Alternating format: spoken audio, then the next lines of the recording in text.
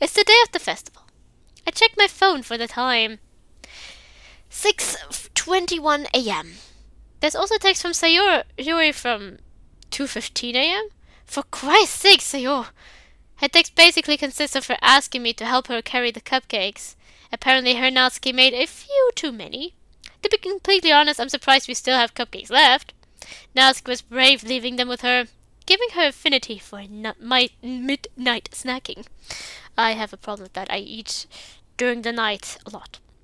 If she did eat any, though, I can't say I'd blame her. As I forced myself out of bed, I decided to scroll through mine and Monica's text from last night.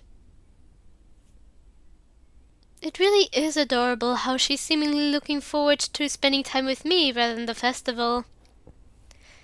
A second. After stretching, I begin my morning routine.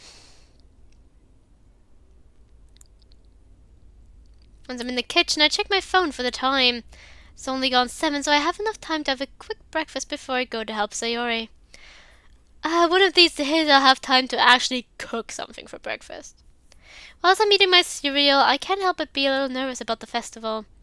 Sure, when I was just going around the festival in the first 2 school years, it was kind of fun. But back then, I wasn't part of an event. Gotta keep my nerves in check. Just gotta keep my nerves in check. It's not long till I find myself outside Sayori's house.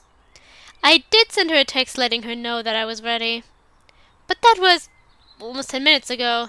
Like many times before, I let myself inside. Since we've known each other for so long, we made it a habit of coming and going from each other's homes like we were family. I'm anxious. I go upstairs and timidly wait at Sayori's door after knocking. Sayori? Nothing. Oh, please. I give it a minute or 2 before I knock again. Sayori! Wake up, dummy. Still nothing. I contemplate going in and waking her up. But isn't that something a boyfriend would do? Regardless, it just feels right. I grip the handle tightly and sigh. I can't believe I'm doing this. I gently open the door. Sayo? Okay, everything's fine. Oh my god. Jasmine, what are you? Shit, sorry, Sayori. As soon as I opened the door, Sayori hastily put her pajama top back on before I saw anything. Get out! Get out! Okay, I'm getting out, you pervert! I quickly closed Sayori's door and put my back against the wall. Wonderful way to start my day. I talked her through the door. Should I wait outside? Yeah, you should! Jesus, what are we gonna be like with Monica? I feel my blood rush to my face with that comment before I silently go outside. Not long after I'm inside, I am joined by Sayori, who's struggling to carry 4 densely packed containers of cupcakes. She hands me 2 of them. There aren't many words between us. Sorry for earlier. Yeah, sure. Sayori gives me a stern look. From now on, if you want to come in my room, you knock. Got it? But I did! You just didn't got it? She was probably, like, she has, like, eye bags. Got it. I relent. It's not too long till Sayori bursts into laughter. Oh my god, Jasmine! You're way too easy to bluster! I brushed that assertion off, but it's true. Come on, let's just go. For one more round of laughter from Sayori, we head off for school. Once we're coming up to the school gates, we bump into a familiar face. Hey, you two! Nice to see you a bit early. Monica greets us both with a smile. Hey, Monica! You excited for the festival? Seems like Sayori's opting to avoid mentioning our little incident. Thank fuck for that! Honestly, I didn't sleep well last night because it was on my mind. Hopefully this coffee kicks in soon. Monica proudly holds up a coffee cup before heading back inside. What do you have with your coffee addiction? Sarah and I follow suit. Once we get inside the club room, Sarah takes her 2 containers and heads to the front desk. I rest mine on a nearby desk whilst Monica makes her way up to me. Hey, I got the pamphlets assembled last night. Want to check them out? Of course. Monica proudly takes one of the assembled pamphlets and hands it to me. As I flick through the pages, I marvel at how professional everything looks. The design is crisp and clear and everyone's poems are displayed neatly. These look amazing, Monica! Thanks, Jasmine. She smiles dreamily at me before looking away slightly. She seems to be deep in thought about something. Her eyes then look back onto mine. She lowers her voice in an attempt to not catch Zoe's attention. You still up for spending time with me after the event?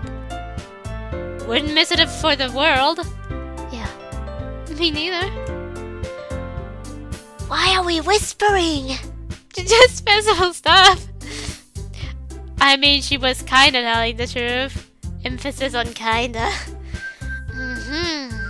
The smirk on Zoe's face hints that she's aware of our plan. Though she seems to be welcome to Monica and I spending more time together. Of course, I don't know if that's something she's always been up for, or if she still feels bad about what happened at the cafe. Given that Sayuri is more likely the former. Both girls soon go off to start setting out the pamphlets and cupcakes on the desks. There's still some stray cupcakes on the front desk. Maybe I could. Fuck it, Natsuki's not here yet. I guess she came. I reach my hand out and get smacked! Ow!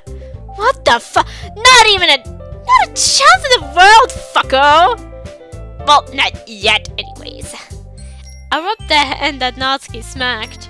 I didn't even hear her into the room! That is canon. Oh well, I guess I deserve that.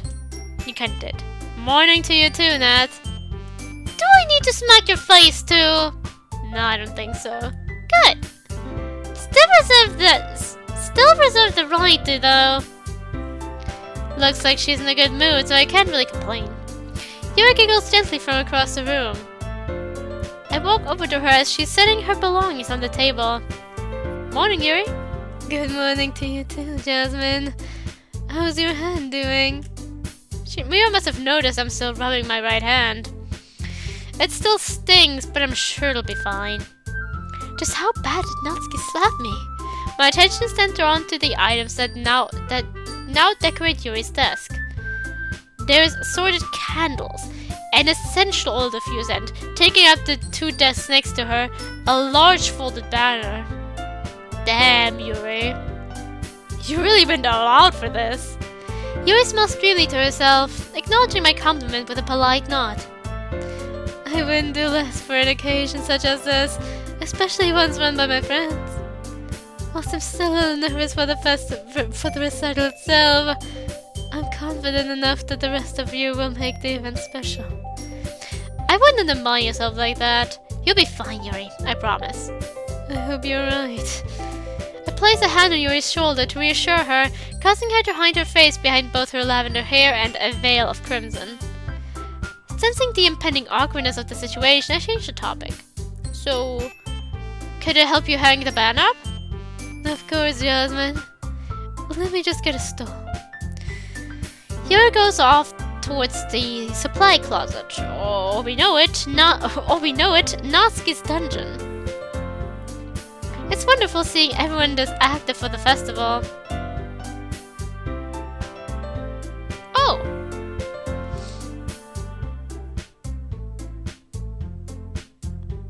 I wonder what's written on there. I'll ask my friends later.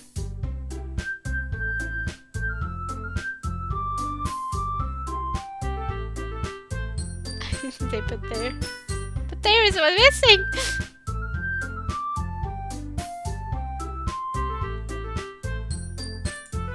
I took a bit of teamwork to sort out all the sort out all the banners. Sort out the banter. It took a bit of teamwork to sort out the banner, but eventually the club room's all set for the festival. Oh, fuck me.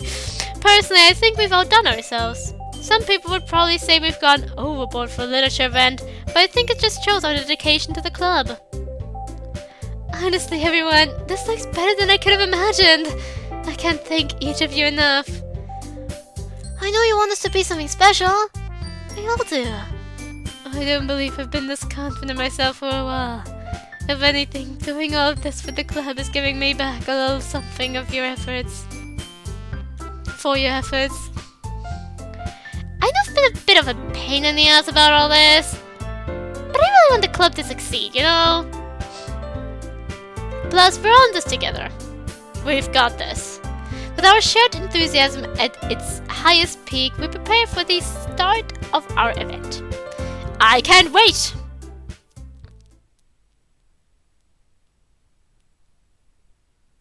The festival was hell. Oh. What happened?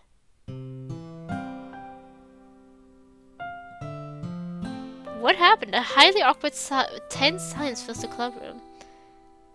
To say our event was a disaster would be an understatement. But it wasn't any fault of our own. Some of those students. My head just hurts thinking about it. Of course, Natsuki's cupcakes went down a treat. But that doesn't excuse the dickish behavior and attitudes of some of students we had the misfortune of visiting us. Poor Yuri ended up leaving earlier than anyone expected. Me being concerned, I went to check on her. She'd hidden herself by the stairwell near the roof and was having a panic attack. I stayed to help her through it. It wouldn't have been right for me to leave her in that state. By the time we'd gotten back, things hadn't gotten much better. After the last group had left, Monica took it upon herself to cancel the event.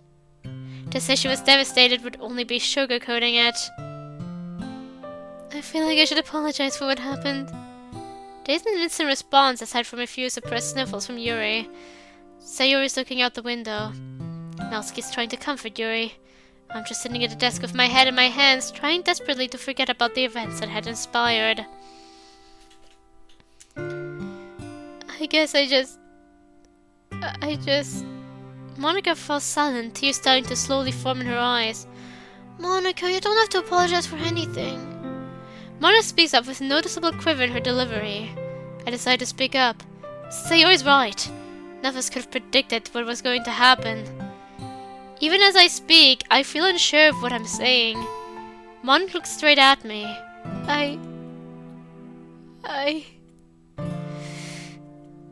Excuse me a minute.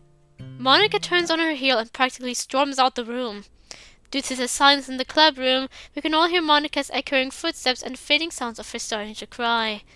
None of us can think of anything to say. I'll be right back. Jasmine? I'm sorry, I paused, giving me enough time to clarify my thoughts. Remembering how Monica was when something as small as printer malfunction happened, God only knows what she's gonna be like now. I gotta make sure Monica's okay. Before Zero can say anything else, I rush out of the door. Screw what ideas any of them get. I can't just leave her on her own when she's like that. I tried to call out to her in vain, only being greeted by the sounds of my voice echoing through the empty corridors. I pressed on, getting progressively faster as I reached the familiar stairwell. If there's one place Monica could have retreated to, it'd be the roof.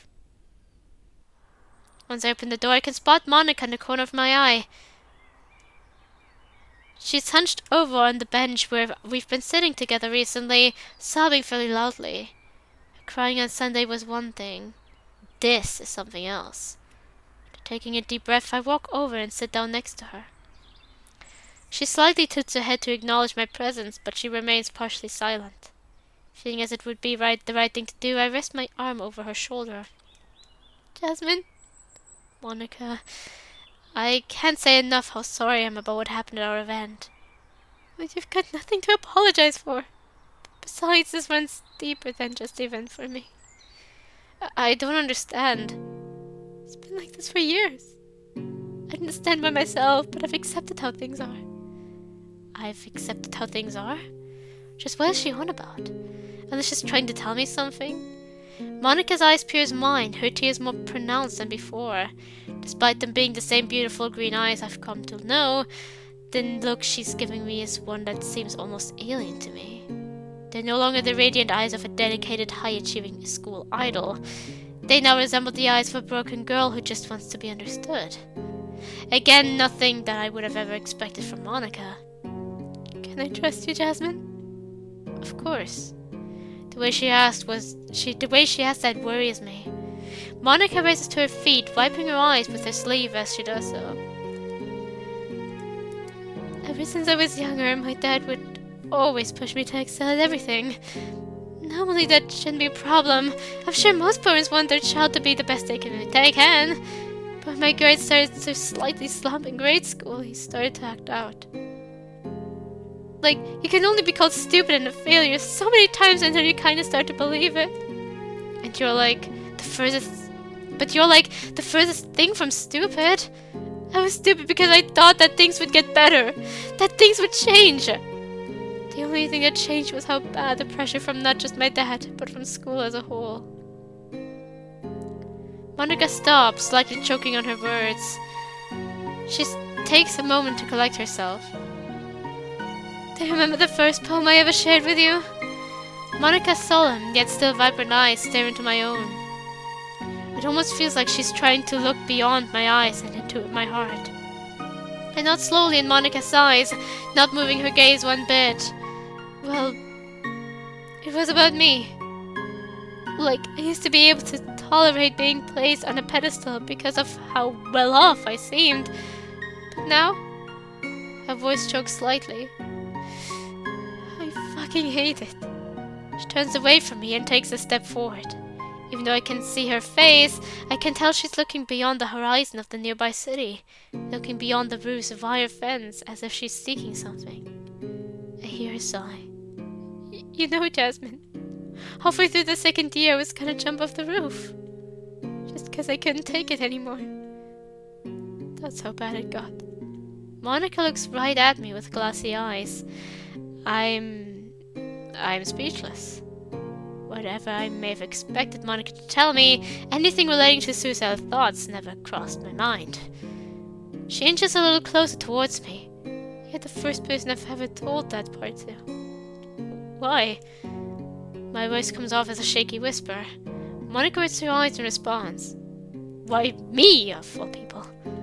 What about the rest of the club? The rest of the club have their own issues that they've trusted me with.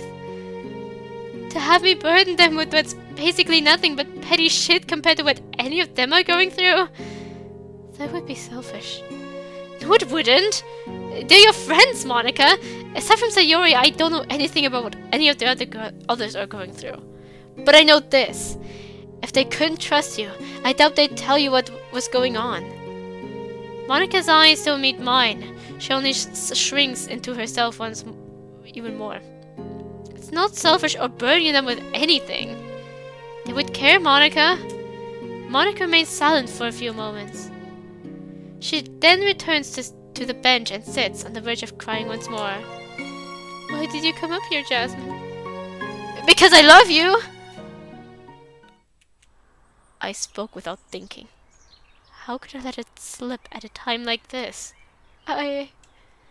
Monica stammered into silence, affirms my dread, as she had, in fact, heard what I just inadvertently confessed. I came up here because I was worried about you. After yesterday, I was panicking about what you'd be like if the event went wrong. And I just want to make sure you were okay. Okay? I choked slightly on my own words. There's nowhere in hell she's gonna fall for that excuse. Maybe better off just shutting my mouth. To my surprise, Monica squeezes my hand and shuffles closer to me. Monica? You're like the first guy I've met that actually listens to me. Takes my problems seriously. And she pauses for a moment. You let me be me. Tears well up in Monica's eyes again, but this time they're accompanied by a smile. God, how I've missed that smile. I squeeze Monica's hand in return. There's been something I've wanted to tell you. For what now? A smile doesn't leave her face. The look in her eyes makes it known that she's realized I'm using the words she spoke to me at the cafe. Well, the truth is that I love you, Jasmine. Monica finishes my sentence. I tried to understand it so many times. Believe me, I wanted to tell you a long time ago, but I couldn't understand my own feelings. It sounds crazy, but before I met you, it felt like a piece of me was missing. Monica moves her hand from mine up to my cheek. It wasn't until I met you that I figured out what that piece was. To say I'm stunned would be a misunderstatement. I'd only just figured out that Monica liked me that way. I had no idea that her affection for me ran this deep. Monica, I'm barely able to get my words out. However, I'm soon able to regain myself and pull into a slight and tight embrace.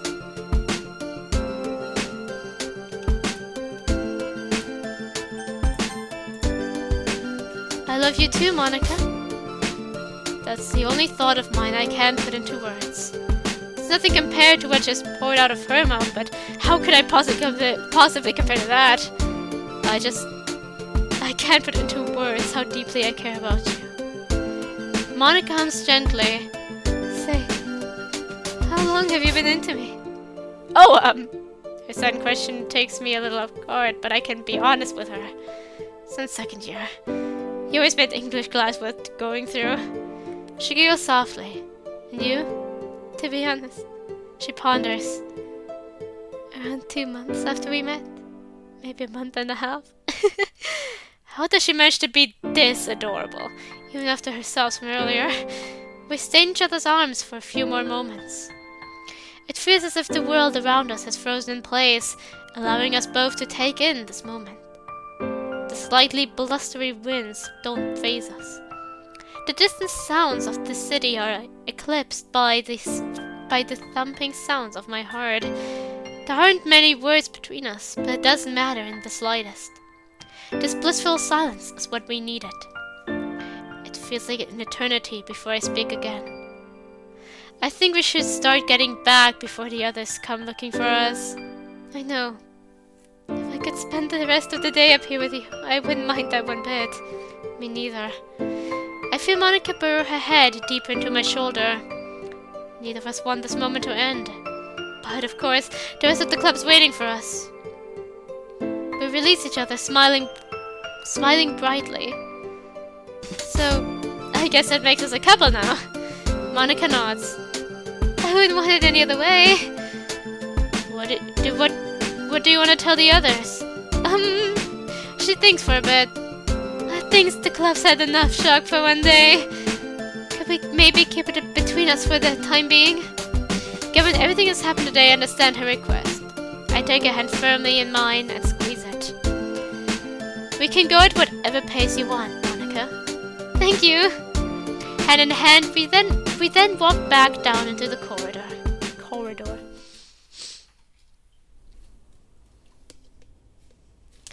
I'm going to drink something and then I'm going to give my opinion.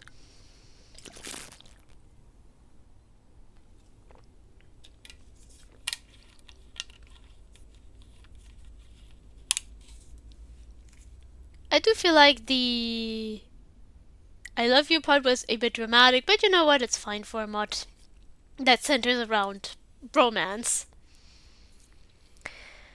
About Monica's previous suicidal thoughts, I feel like it would have been more noticeable if that was the case in the side stories, especially with the note Sayuri leaves, like not notes she leaves, but the note that Sayuri gives Monica about the sometimes I want to die. I feel like it would have been there would have been something about that would have hinted at it. And I do feel like Monica's issues with being a perfectionist are valid enough without any suicidal ideation as well. But I suppose it might be like just part of the story. Like they also added other things that weren't really in the side stories, like her father being quite pressuring of her. So I'm not going to go completely hard on that.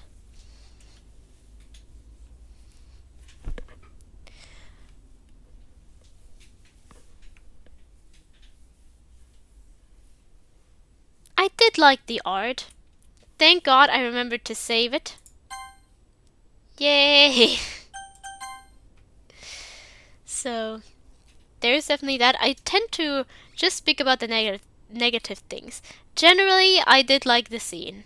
There were like a few things about where it's questionable if it would be completely accurate to the side stories, but I'm not going to go too aggressive on that because it might just be part of the idea behind the mod.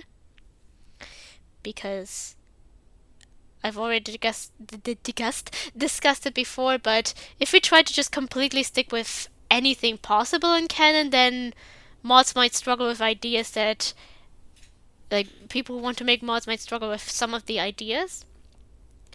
So sometimes if the idea requires a bit going out of character, then I don't think it's completely bad necessarily if they want to go a little bit off canon, or like pick a plot that doesn't really fit into the canon context. Because I'm currently trying to collect my thoughts. Give me a moment. Because like I said, it would be difficult to come up with mods if we tried to just stick with what we have. One of the mods I've already looked into, for example, appears to be a mod where the MC joins... No, where it seems that the MC just moved there, that he didn't know Sayori as a childhood friend beforehand. Although I'm not sure if that's exactly that. But if we go by what logic I just used, this also would be very not good in the canon category because it changes the story a bit to be more to not be fully canon anymore because the MC is all of a sudden new, and that changes the dynamics, and therefore, like, even the MC here is changed. I'm not going to judge them for that, because if you basically the MC of each mod, MC is just main character. If they want a more characterized MC or a MC with special characterization, and it's basically just the MC of that story, it's the main character. It's not exactly anything wrong with that. So it's understandable that mods can't completely stick to canon. However, combined with the song I heard and the mentions of exit music and Fallen Angel, I'm kinda concerned that this is trying to go into the direction of these types of mods.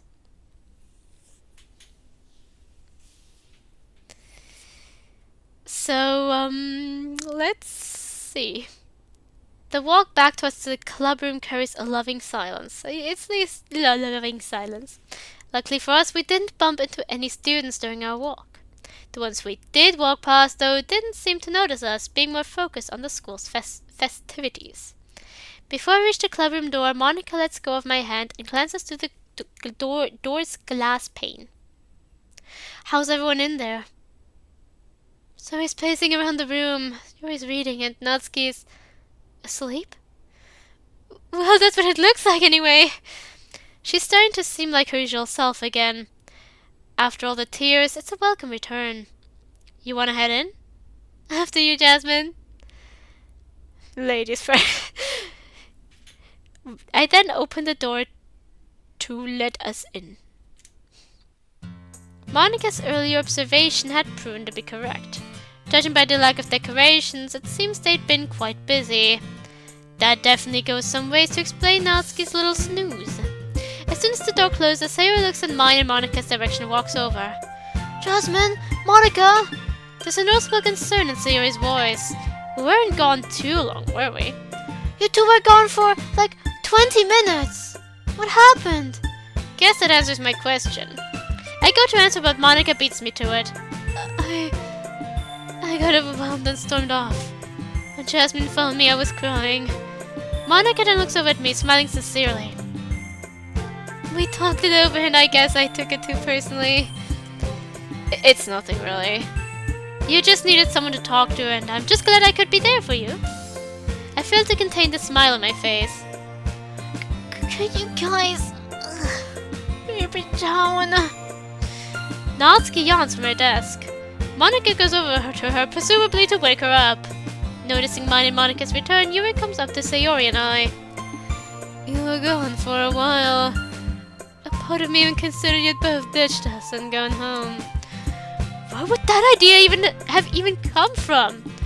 Ow! Judging by the look on Sayori's face, it seems that if the same thought might have crossed her mind too. Is everything fine here? No broken wires? How did it even do that? Okay, I think everything's fine. No, Yuri! I frowned on the roof and I just felt it right to comfort her, I suppose. I need to keep a promise to Monika. Sue gives me an earnest smile. Yuri does the same, but looks to the side as she does so. My, that sounds awfully romantic. If only she knew. All I can do is nervously laugh off that comment as I scratch the back of my neck. If things had played out a bit differently, maybe Monika would have wanted to tell the rest of the club straight away. Maybe not? What do I know? As she said, the club's had enough surprises for one day. I'll talk to her about it later. Sorry. Natsuki and Monika eventually rejoin us. Natsuki's self looks like she needs an energy drink just to fully wake her up. Now I know the festival wasn't what we were hoping for, but I think I've come up with something that'll make it up to you all. The other girls look at Monika with expectant faces. I know this nice little place in town. You know what I'm on about. Monika looks towards Sayori and Natsuki. The spark in their eyes let both her and I know that they remember the cafe. Yuri looks a little lost though. Trust me, Yuri, you're gonna love it. I'm sure I will, Natsuki. With that said, just wait outside the school gates for me. I'll be right with you. Gotta lock up first. The girls then go their separate ways to collect their stuff. Seizing the moment, I quickly go over to Monika. Hey. This squiggly line afterwards make it seem more like hey. We both keep our voices low to not get anyone else's attention. You sure about going to the cafe? Of course! I think we all deserve to relax after the day. I get that, don't worry. We smile in silence for a minute or two. When we get more time alone again, I promise I'll make it up to you. You really gave me a reason to smile today, Jasmine. This is something I'm gonna have to get used to, isn't it? I gently give her hand a slight squeeze. I'll see you outside. In a bit. Oh wait, in a bit? That was like the goodbye. I quickly collect my bag and follow Sayori out the door. She does give me a sly look as if she knows something's going on between Monika and I. I really wish I could tell Sayori, but until Monika's ready to go public, these lips will remain sealed. The walk to the cafe was a long and relatively quiet one. Monika and I mostly trailed behind the others, occasionally getting a hold on each other's hands. I can honestly say that if Sayori, Natsuki, and Yuri weren't with us, we might have been a bit more confident in showing our affection. But that's something that can always happen another day, right? As soon as we got in the cafe, Monika excused herself from the rest of the group as she needed to use the bathroom. As the rest of us sit down and get comfy, I find myself stuck in a daydream. I didn't think this day would get crazier than the event, but thankfully I was wrong. It's probably gonna take some time for it to actually cement itself in my head that Monika is my girlfriend. So, about you and Monika, Jasmine? Natsuki stammers, knocking me out of my dreamland. Huh? When's the wedding? She asks with a mix of snark and sass that only Natsuki can pull off. I'm not Natsuki, so I won't try again. My eyes widen. I ship it! Yuri nods in agreement. fuck you up. I'm at a loss for words. Was it that obvious? That's the only response I can give. Natsuki chuckles. Bitch, you keep practically drooling over it since you joined the club. Surely it's not as bad as Natsuki's making it out to be. I don't have the time to respond as Yuri starts talking. To be honest, I've been noticing how close you two get most meetings. In English class as well, Monica and I tend to talk. Mostly about classwork and club, but she does talk about you a fair bit as well. Personally speaking, I get the impression that she truly cares about you. Yuri smiles gently. Just my feelings about that, though. I can't help but blush as my head falls against the table. Seriously, you two need to get together already. The suspense is killing me. Look, Nat, I think after today, Monica doesn't need the extra stress. None of us do. The look in her eye tells me she doesn't like being called Nat. If we were still in school, that would have been one swift jab in the gut for me. Thankfully for me, it seems out of club that she'd rather avoid that scenario. Not to mention, I'm not particularly in the mood for a smacked face right now. Look, you can ask her out Look, you can ask her out or not. I smirk. I prefer to keep you in suspense. It's my turn to be a smart arse. Damn you! Our little exchange seems to liven Sayori and Yuri's spirits a little. Out the corner of my eye, I see Monica making her longer than expected return to the group. There you are! I smile at her and she smiles back as she takes her seat next to me. Sorry I took so long. I just needed a moment for myself. To myself.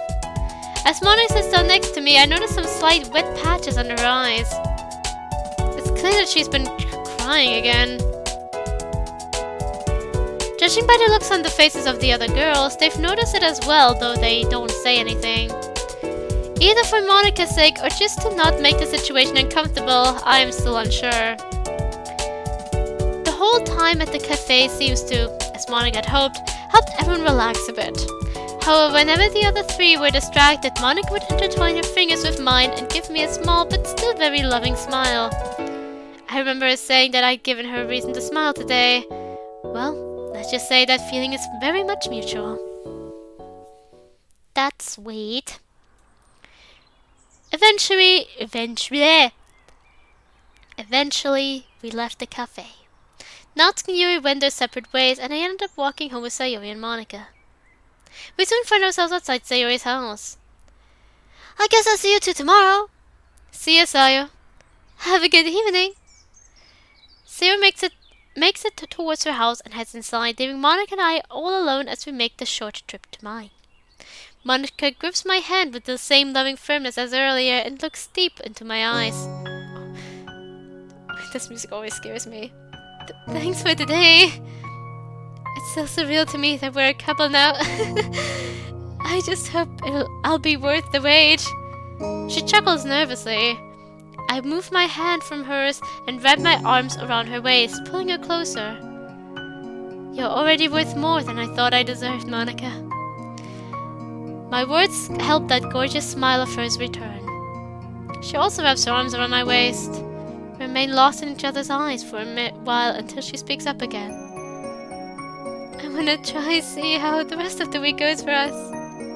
Are you afraid that we could possibly go public? In that case, do you want to eat lunch on the roof tomorrow? Monica giggles softly and her eyes move to the side. Her eyes meet mine again just as quickly. I'd love that.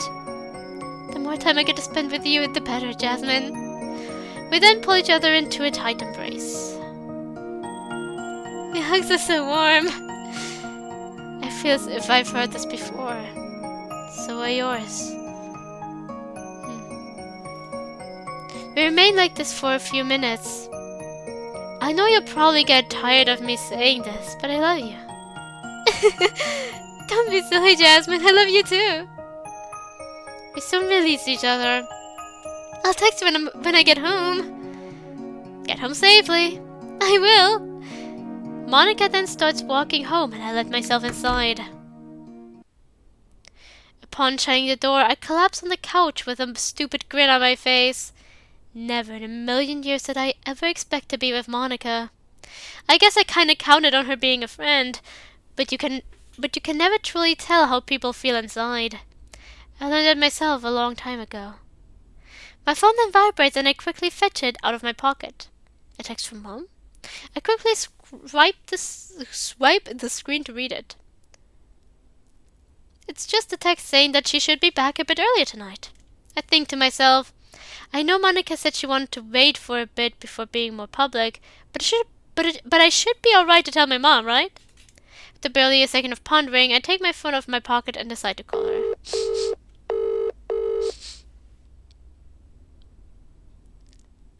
Oh, hey Jasmine! Hiya, just got your text. How did the festival go?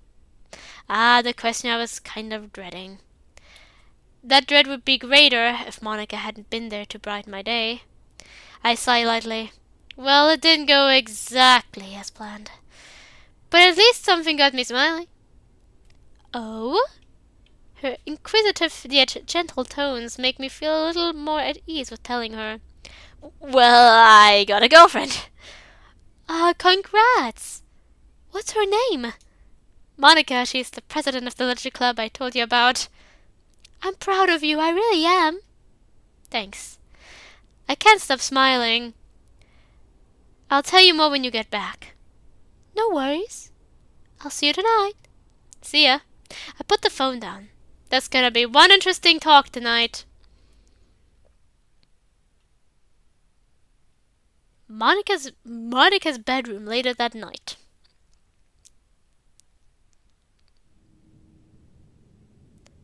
With one final text, both Jasmine and I wish each other good night. I collapse on my bed, holding my phone against my chest. I haven't been this happy in so long. Much like yesterday, Mom noticed my cheer. Of course, I told her about Jasmine. I didn't tell about the festival until Dad came back and asked about it. I did tell him about Jasmine. He didn't seem to react much. I suppose it's better than what he usually says to me. I wish I didn't have to lie to either of them about the festival going well. If Dad wasn't here, I could confide in Mom about it. Maybe one day I will. At least Jasmine's already made my week better. I can sleep easy knowing that. So she's scared of telling her father.